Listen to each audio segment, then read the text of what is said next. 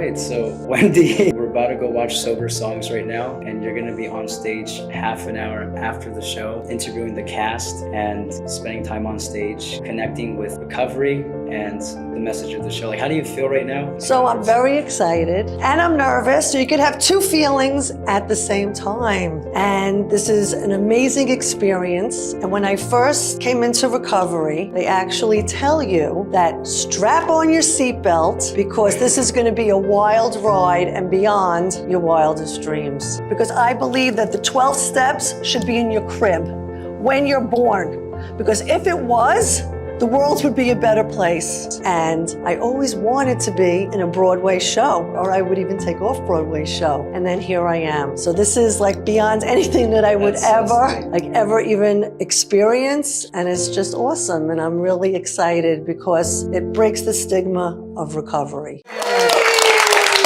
Oh, great job. Thank you. Thanks. For those of you that aren't in recovery, I don't know who is and who isn't, but this presentation was spot on. And the actors did an amazing job. I really felt it.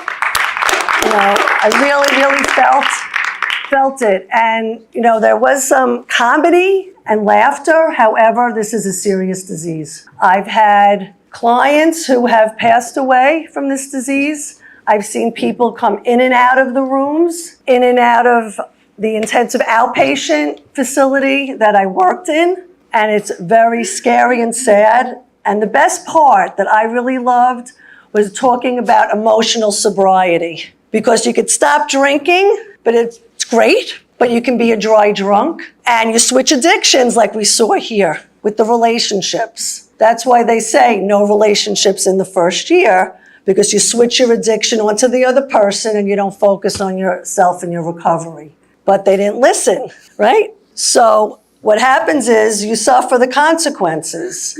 And I've seen this very often. And, you know, what you guys portrayed is real. And there are over 100,000 AA meetings worldwide today. And it all started with one alcoholic helping another. Dr. Bob and Bill Wilson.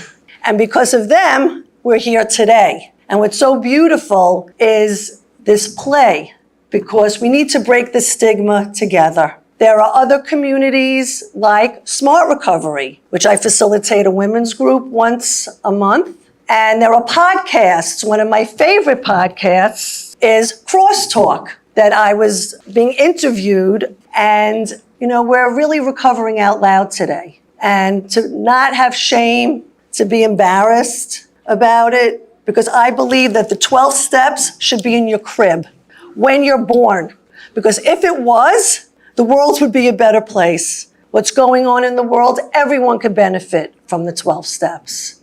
And I thank you from the bottom of my heart for those of you that are here. And if you think that you might have a problem, then ask for help, because there are loads of people that can help you. Okay, so I'd like to ask the three of you how you prepared for this role that you portrayed. Sure. Yeah, so Henry, I played Dean. I almost said Dean, alcoholic. I did a showcase version of this show back in December of last year, which happened downstairs in the theater, in Theater 1. And so I've been with this material and with Dean for a little while. And one of the things that jumped out to me right away was the uniqueness of Dean's story, which was he was a very popular entertainer.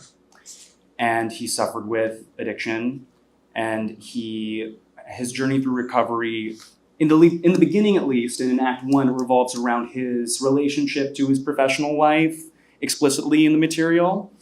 And right away, you know, I have my own experiences, personal experiences, knowing people who are on this journey of recovery, but there are people who are famously and have famously throughout the past dealt with the struggle of recovery and addiction quite publicly. And there were a couple of people who I really took from some information about like their behavior, how they handled it, because specifically with Dean's journey, you talked a little bit about shame and the notion about like shame in the beginning of the recovery journey, how when that is so public, when your vulnerability is displayed to millions of people, as in Dean's case, it can really amplify a lot of negative emotions and a lot of shame around feeling like this is all I am, I'm a failure. And so I really found a lot of, testimonial anecdotes from famous people who have struggled really helped. And so I pulled a lot from real life.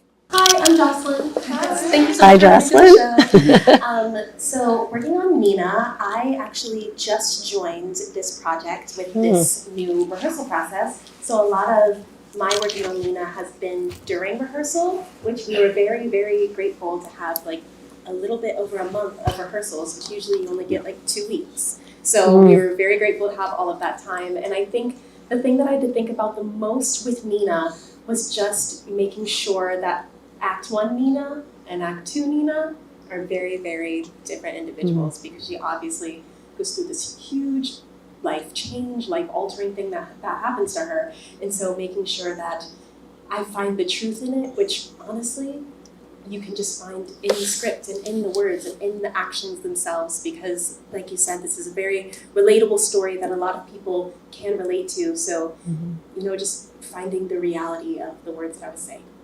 Hello, everybody. I am Bernard. I played Kat. And I feel like I've been preparing, this is going to sound so cliche, but I feel like I've been preparing for this role my entire life. In the sense that I have such a toolbox that I can draw from and so many life experiences that I can draw from to relate to Kat. Initially, if I'm being completely honest, which I always hope to be, I struggled with Cap as a character because me personally, I didn't identify with certain aspects of his life and how he is as a character. But then I started to think about all the things that I had been through and all the ways that I related to him. And it's been a really beautiful journey. So, yeah. Okay, thank you. Okay, so I'm going to ask one more question because I know we only have a half hour and I want to hear from the audience as well. So the other thought that I had was from your character, did you take anything you learned and applied it to your life? Yeah. I think I ask myself, or rather, I tell myself, if nothing changes, then nothing changes on a daily basis now. It's fascinating doing Act 2 over the last several weeks of performing this show. Dean is in such an intense emotional state throughout that act and throughout that part of the show.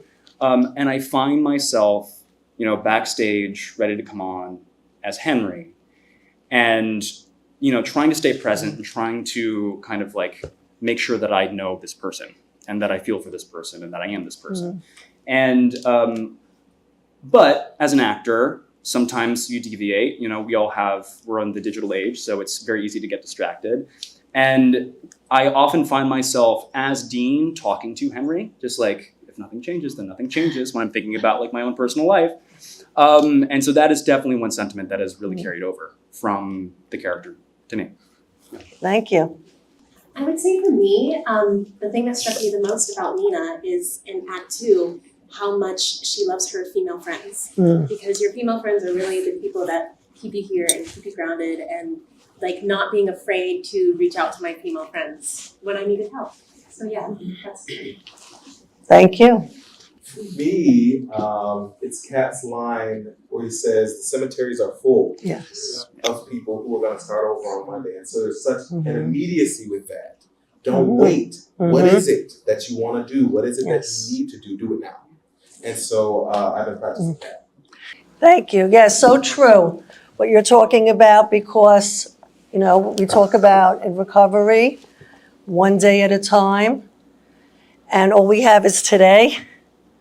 So we really need to follow our dreams, follow our heart, trust our intuition, which I'm big on meditation and prayer, to really know, what is going to work for me, to get grounded and centered. And the 12 steps do help you get there. And I didn't mention, but there are at least 100 different 12-step programs. So everybody could live a better life if they follow, again, the 12 steps. And what I mentioned earlier, I mentioned podcasts like Crosstalk. I mentioned Smart Recovery, because not everybody wants to go into a 12-step program, because I do have clients that aren't interested in 12-step programs. And there's also Sober is the New Cool, which is the founder, Kim Bellis, and she's an advocate for recovery as well. And she's actually in Canada, and she's doing another recovery walk next weekend. So, we are all together, and, social media can be really great, because that's how I met a lot of the people that are even here today, through social media. Friends of mine came from South Jersey, drove 2.5 hours. I only met her once to be here for me. And it's touching, really touches me. And that's what recovery is. It's community.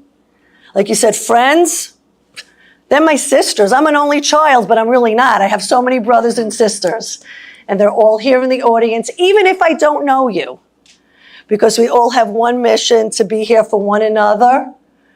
And again, I'm going to end with this, and then I'll open it up. Remember that it's your life. You do make the rules. And that's what my book's about. So I'm going to open it up. Yes, hi. Hi.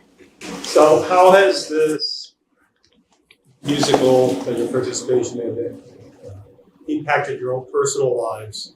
Do you proselytize? Do you find yourself second guessing, having a second glass of wine, unless you're already sober? This musical has helped me continue to learn how to let go. I have many family members that have suffered through addiction, and I've lost many family members to addiction. And it's been difficult because I want to get in there and I want to make them do what I think that they should do. But Cat, he leads with a steady hand, but he does not say this is how it has to be. He offers it, and if they come and they do it, great. If they don't, he's able to let it go. So that's something that I've been practicing. I would say for me, I don't know. I just moved to New York like 2 months ago to do this show. So I'm just trying to figure out where I'm living. That's all I got to say. It makes me want to reach out to my father more. Hi, Dad. That's actually my father.